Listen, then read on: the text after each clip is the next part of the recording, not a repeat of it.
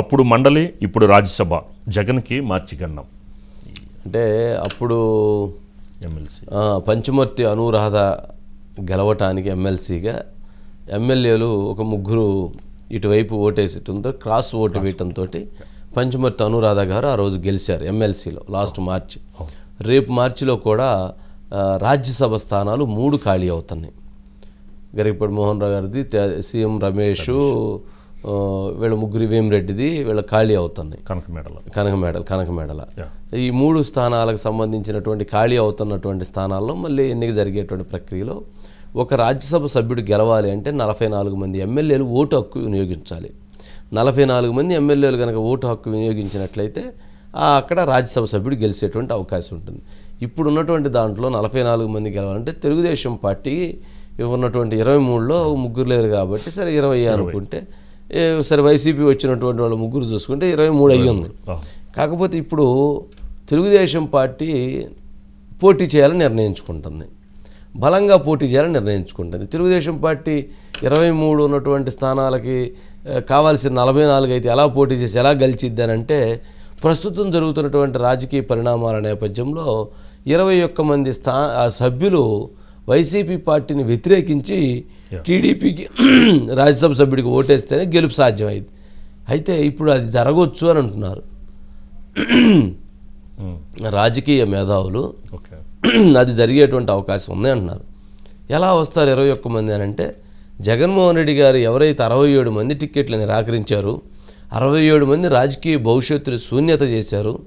ఆ శూన్యత చేసినటువంటి వాళ్ళలో 40 మంది అసంతృప్తితో ఉన్నారు.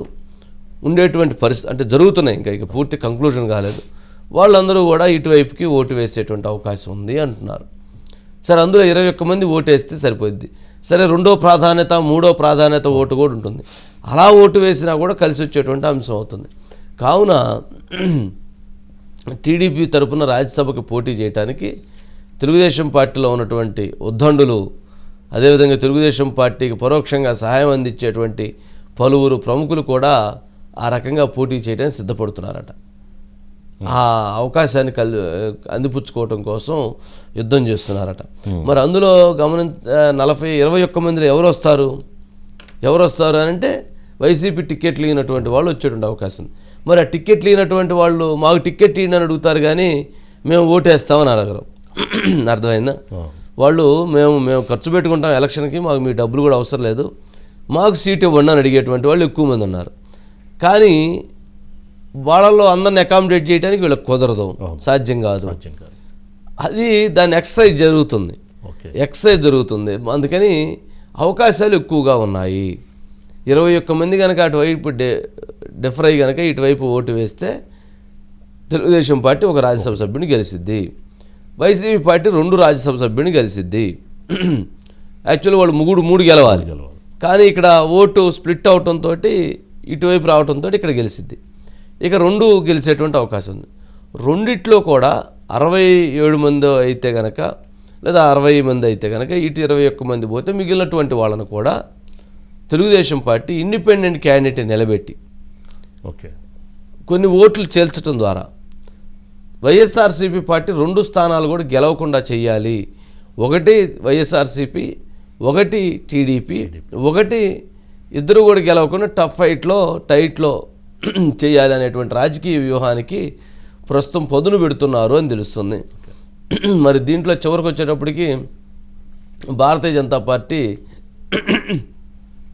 అడుగులు వేసిద్ది. మరి వారి వ్యూహాలు ఎలా ఉంటాయో ఎవరికి తెలియదు.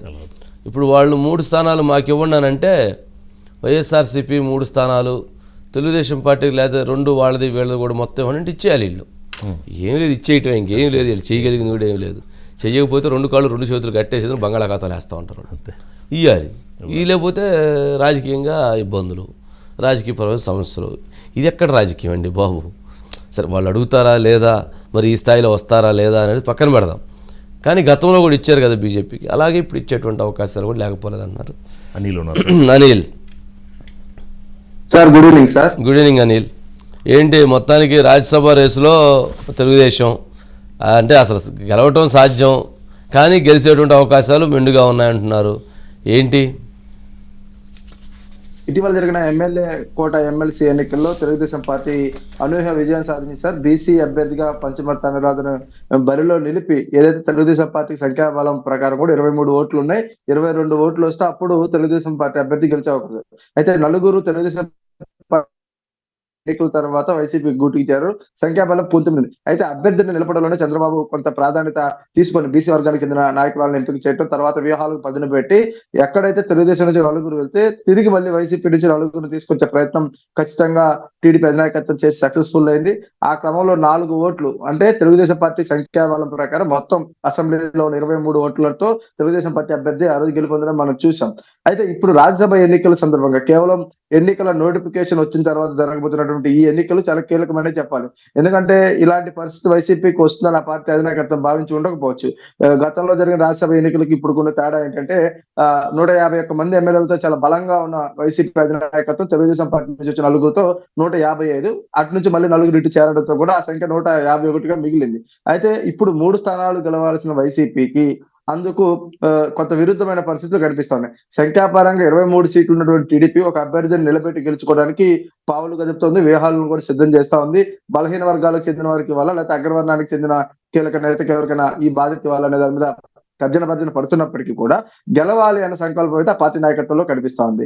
ఇటీవల జగన్మోహన్ రెడ్డి గారు పొలిటికల్ ట్రాన్స్ఫర్లు తీసుకొచ్చారు. ఈ ఇంట్లో చెత్త ఇంకో ఇంటి ముందు పోసే ప్రయత్నం ఒకటి మొదలు పెట్టారంటూ కూడా టీడీపీ అధినేత చంద్రబాబు పదే మాట్లాడుతారు.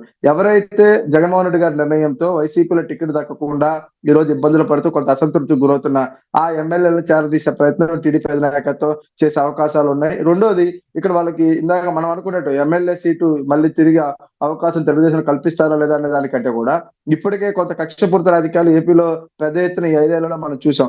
అంటే ముఖ్యమంత్రి గారు ఆయన స్థాయిలో ఆయన చేస్తే స్థానికంగా ఎమ్మెల్యేలు కూడా అదే స్థాయిలో కొన్ని రకాలుగా ఇబ్బందులు పెట్టారు. అలాంటి వారిలో చాలా మందికి ఈసారి టికెట్ నిరాకరిస్తున్న పరిస్థితి ఉంది. వారందరూ కూడా రేపు తెలుగుదేశం జనసేన కూటమి అధికారంలోకి వస్తే మా జోలికి రావద్దు, మీకు పరోక్ష సహకారంగా ఈ ఎన్నికల్లో మేము ఓటు వేస్తామనే సంకేతాన్ని కూడా పంపిస్తున్నట్టు తెలుస్తాం సార్. ఇప్పటికే 7 అయితే ఉన్నారు. అంటే తెలుగుదేశం పార్టీకి ఉన్న 23కి ఇంకొక 7 తోడయ్యారు. 30 సంఖ్యకి చేరుకుంది. ఇంకా కావాల్సింది 14 మాత్రమే. ఒకవేళ ఇంకొక 5 వచ్చిన తర్వాత 2వ ప్రాధాన్యత ఓటు రూపంలో కనుక 3వ ప్రాధాన్యత ఓటు రూపంలో అవకాశం, అంటే టెక్నికల్ గా ఎలా చూసినా గెలవడానికి తెలుగుదేశం పార్టీకి కొంత అవకాశం ఉందనే ఆలోచన పార్టీ అధినాయకత్వం మధ్యలో కదులుతా ఉంది. ఎమ్మెల్సీ ఎన్నికల్లో ఎలాంటి షాక్ అయితే అధికార వైసీపీకి ఇచ్చారో అదే రకమైన షాక్ జగన్మోహన్ రెడ్డి గారికి ఇవ్వాలనేది టీడీపీ అధినేత చంద్రబాబు భావిస్తున్నట్లు తెలుస్తోంది.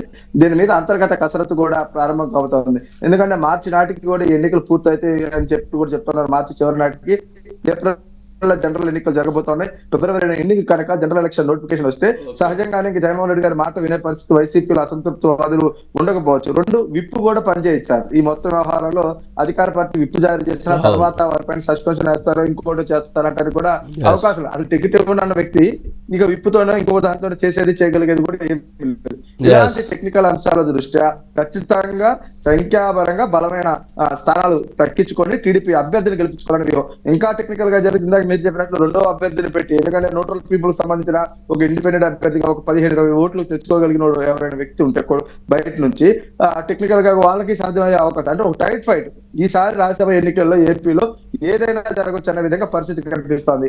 అధికార పార్టీని ఆందోళన గురి చేస్తుంటే తెలుగుదేశం పార్టీని ఉత్సాహం గురి చేస్తుంది. ఎందుకంటే సంఖ్య ప్రకారం 23 ఉన్నారు, వచ్చేవాళ్ళు 7 ఉన్నారు, 30 కావాల్సి 14. ఆ 14 పెద్దగా తెలుగుదేశం పార్టీ అధినాయకత్వం అయితే కష్టపడాల్సిన అవసరం లేదు.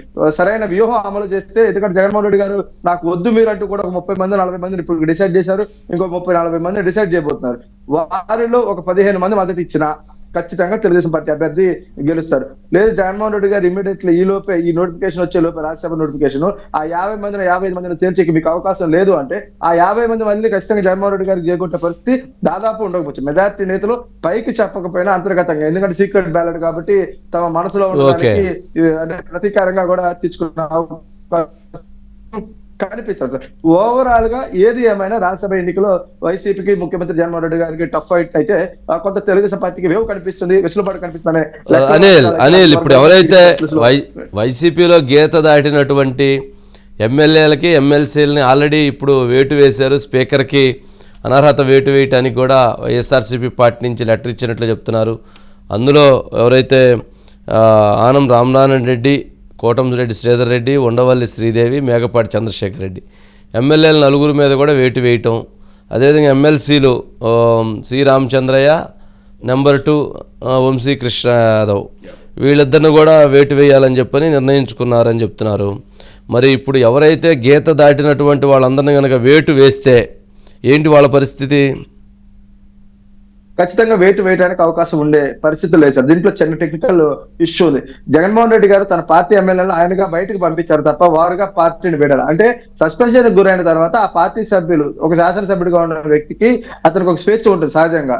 ఆ స్వేచ్ఛ ప్రకారం అతను ఏ పార్టీలోకైనా వెళ్ళొచ్చు, పనిచేయొచ్చు. ఇక్కడ ఈ టెక్నికల్ పాయింట్ పట్టుకొని ఖచ్చితంగా వాళ్ళు కోర్టుకు వెళ్ళే అవకాశం ఉంది. ఈ 3 నెలల్లో ఈ అంశం తేలే పరిస్థితి లేదు. ఖచ్చితంగా రాబోయే సాధారణ ఎన్నికలు ముగిసే వరకు వాళ్ళు ఎమ్మెల్యేలు కానీ టెక్నికల్ గా ఏదో ఒక రూపంలో కొనసాగే అవకాశాలు ఉన్నాయి. ఇక ఎమ్మెల్సీలు కనుక ఇద్దరు వంశీకృష్ణ కావచ్చు, లేదంటే సి రామచంద్ర విషయం చూస్తే స్థానిక సంస్థల కోటా నుంచి కనుక వాళ్ళు ఎన్నికైనట్టు ఉండుంటే అది కూడా టెక్నికల్ గా చెల్లదు. లేదు గవర్నర్ కోటా నుంచో లేదంటే నామినేటెడ్ పద్ధతిలో అయినా అది పార్టీ పరంగా విప్పు వర్తించే పరిస్థితి కావచ్చు. ఈ టెక్నికాలిటీస్ ఉన్నాయి. అంటే ఇప్పటికిప్పుడు ఈ చర్యలు జరిగే పరిస్థితి అయితే కనిపించలేదు. లేదు ఏదైనా ఎమ్మెల్సీల విషయంలో మాత్రమే తప్ప మిగిలిన 4 ఎమ్మెల్యేల విషయంలో మాత్రం టెక్నికల్ గా వైసీపీ ఆల్రెడీ సస్పెండ్ చేసింది. వారంతా ఆ 4 పార్టీయే బయటకు పంపించింది కాబట్టి ఆ 4 ఇంకెక్కడికైనా పనిచేయడానికి వెసులుబాటు ఉంది కాబట్టి టెక్నికల్ గా రాజ్యాంగంగా అది కొంత ఇబ్బంది కాకపోవచ్చు. ఎమ్మెల్సీల అంశంలో ఏం జరగబోతుందో చూడాలి. వాళ్ళు కనుక స్థానిక సంస్థలకు సంబంధించిన వాళ్ళు కానీ లేదంటే నామినేటెడ్ పద్ధతిలో ఎలక్ట్ అయిన పర్సన్స్ అయితే ఆ కొంత ఇండిపెండెన్సీ ఉంటుందనే ఒక నిర్ణయం అయితే చర్చ జరుగుతుంది. ఆ టెక్నికాలిటీస్ ఎలా ఉన్నాయి, ఆ ప్రొసీజర్ ఫార్మాలిటీస్ ఏంటి అనేది మనం చూడాల్సిన పరిస్థితి. అంటే ఇందాకే చెప్పాం వైసీపీకి కొంత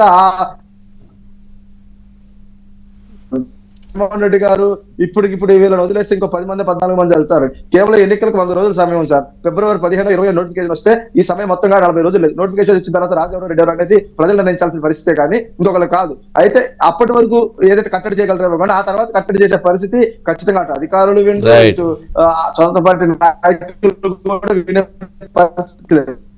రైట్. అంటే జరుగుతున్నటువంటి పరిణామాలు, ఇన్ని అవస్థల మధ్య ఈ రాజ్యసభ ఎన్నికల్లో వైసీపీ చాలా బలంగా పేర్చాలి.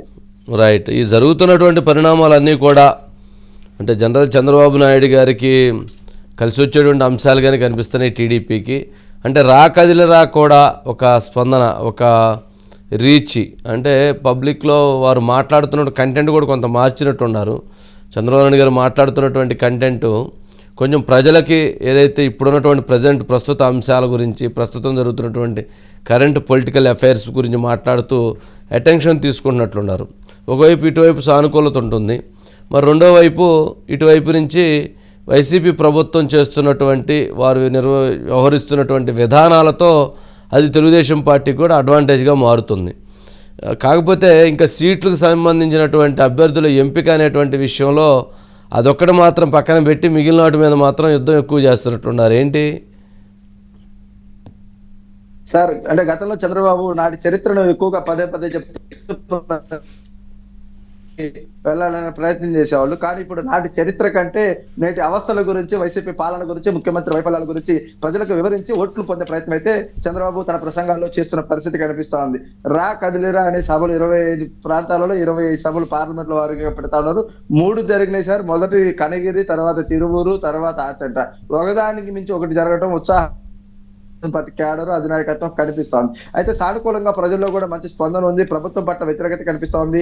ఎన్నికలు సమీపిస్తున్న దగ్గరకు కూడా ప్రజల్లో తమ అభిప్రాయాన్ని వ్యక్తపరిచే భావజాలం కూడా బయటకు వస్తుందనే లెక్కల్లో అయితే టీడీపీ అధినేత చంద్రబాబు ఉన్నారు. సక్సెస్ అవుతాం పట్ల కూడా, సభల పట్ల ఆయన కొంచెం సంతోషంగా ఉన్నారు. అయితే ఇక ప్రసంగం తీరులో కూడా కొన్ని మార్పులు చేర్పులు చేసుకొని ముందుకు వెళ్తారు. ఎందుకంటే ప్రజలకి గత చరిత్రలు లేదా ఇతర అంశాల కంటే కూడా వాళ్ళు పడుతున్న కష్టాలు, ఇబ్బందులు గుర్తించి రాబోయే రోజుల్లో ఏం చేస్తామని చెప్తే ఈజీగా కనెక్ట్ అవుతారు.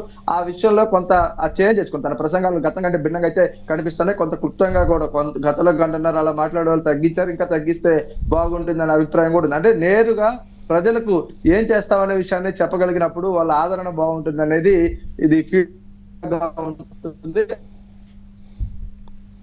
ఓకే, కొంత ఆలోచన చేస్తున్నారు. ఇక ఓవరాల్ గా వాళ్ళు బలంగా ప్రజల్లో పోవడం, ప్రభుత్వ వ్యతిరేకత క్యాచుకోవడంలో ముందుకు దూసుకువెళ్తా కొంత బలంగా కనిపిస్తారు. ఎందుకంటే యోగాలం సభ ముగింపు సభ చూసాం. ఆ తర్వాత వరుసన వెంటనే సభలు, ఒకవైపు నారా భువనేశ్వరి, ఒకవైపు చంద్రబాబు, మళ్ళీ రేపు 18వ తారీఖున నారా లోకేష్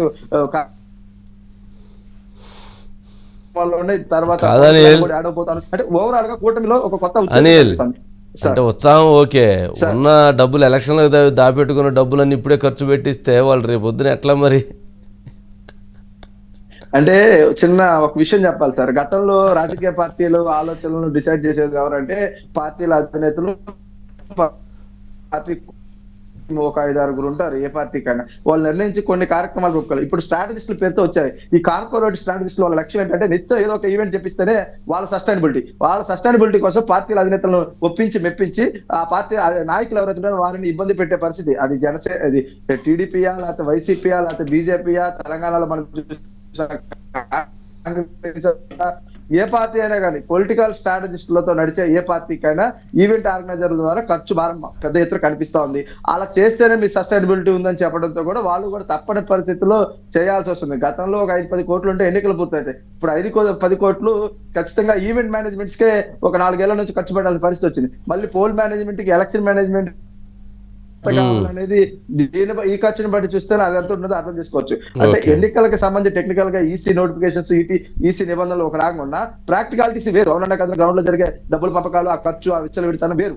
అయితే ఇప్పుడు ఏంటంటే ఎన్నికలకు కేవలం నోటిఫికేషన్ వచ్చాక పెట్టాల్సిన ఖర్చుని ముందుగానే నాయకులు పెట్టాల్సిన పరిస్థితులు కొంత భారంగా ఉంది. ఇక ఇందాక టికెట్ల విషయానికి మీరు అడిగినప్పుడు సార్, టీడీపీ అధినాయకత్వం ఒక ఆలోచనలో ఉంది.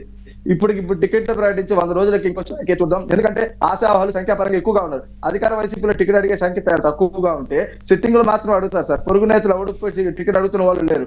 ఇక్కడ మాత్రం ఇతర ప్రాంతాల నుంచి, ఇతర వ్యక్తులు కూడా, ఇతర పార్టీల నుంచి కూడా వచ్చి టికెట్ అడుగుతున్న ఈ క్రమంలో సీట్ల విషయంలో ఇప్పుడే నిర్ణయాలు చేసి ఇచ్చే కంటే ఇస్తామని చెప్పిన వ్యక్తులు ఎవరైతే ఉన్నారో అందరికి చెవులో చెప్పడం, అంతర్గతంగా చెప్పి పంపించి పనిచేయడం జరుగుతుంది. కేవలం ఒక 30 నుంచి 40 సీట్ల వరకు మాత్రమే కొంత ఇబ్బందులు ఉంటాయి. వాటిలో ఒక 20 మంది పాత వాళ్ళకి ఇచ్చడం, మళ్ళీ ఒక 25 మందికి కొత్త వాళ్ళకి ఇవ్వాలి. అప్పుడు సర్దుబాటు చేయొచ్చు అన్న ఒక ఆలోచనతో ఫిబ్రవరి మొదటి వారం, 2వ వారంలో అనౌన్స్ నిర్ణయాన్ని అయితే ఇప్పటికే అంతర్గతంగా పార్టీలో ప్రకటించారు. దానిపైన చర్చలు జరుగుతా ఉన్నాయి. చంద్రబాబు ఈ సభలు సమావేశాలు పూర్తయిన తర్వాత ఫిబ్రవరి మొదటి 2 వారాల్లో టికెట్ల ఎంపిక అయితే చెప్పే అవకాశం చాలా